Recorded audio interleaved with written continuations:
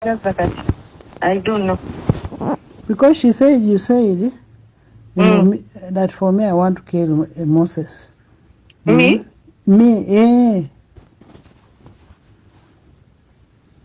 Nange.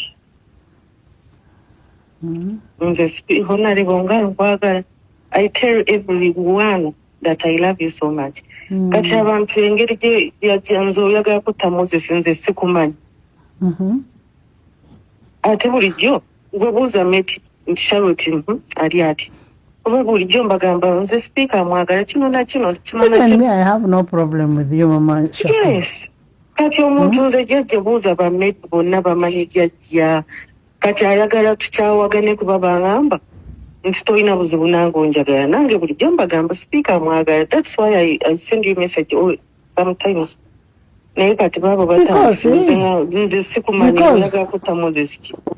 for me to have a problem with you, I did not get Moses from you. The person we have a problem with is Dora. Dora is the one who is a Muyai. She can do anything to us. Honorable Nkwakala nnyo era bulijjo njagala nakugamba nze sikola nasiranira wakasina kantu konna. Kati wuyo jjajja atandise nze speaker sikumanyi. Kati ngamba nti oyagala kutta Moses nga sikumanyi. Nga bulijjo ngamba ba Medi yasobola okugamba.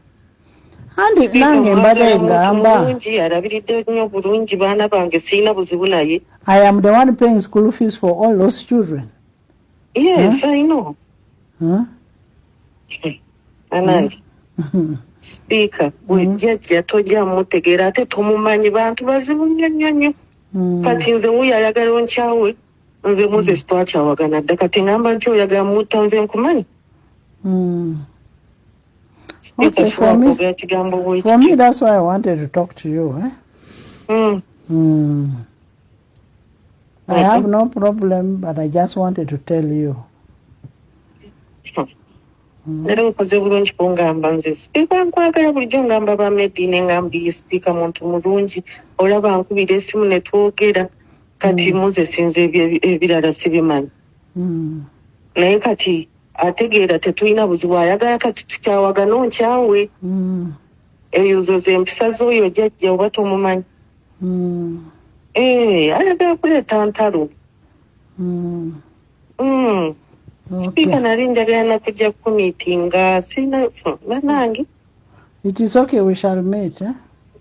Okay. Okay, sola bulungi. Kale. Okay.